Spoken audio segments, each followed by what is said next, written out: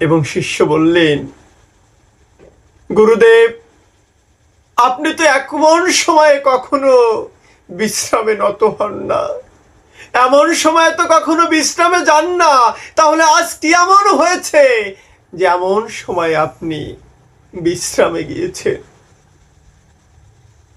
গুরুদেব বলল, ওগো শিষ্য, তুমি কি শুনিতে চাও আমি কেন এই সময়ে বিশ্রামে গিয়েছি?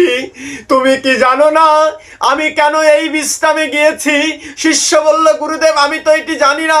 তখন গুরুদেব বলল, তুমি যখন কাঁঠাল খুঁজতে খুঁজতে কোথাও কাঁঠাল পাচ্ছিলে না, আর আমার চরণে ভক্তি দিয়ে বলেছিলে, ওগো গুরুদেব, আমি আজকে গুরুর আশা পূর্ণ করার জন্য কাঁঠালের সন্ধানে ঘুরতে লাগিব, আর গুরুদেব তুমি তোমার চরণ দুখানায় আমাকে দিয়ে আমাকে একটু সহযোগিতা করিবে।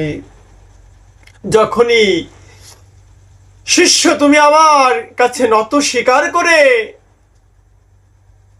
আমাকে বলেছ যে গুরুদেবের মনোবাঞ্ছা জন্য পূর্ণ করতে পারি, সেই সময় থেকে আমি তোমার পিছে পিছে হাঁটতে হাঁটতে এখান থেকে ওখানে, ওখান থেকে ওখানে, ওখান থেকে ওখানে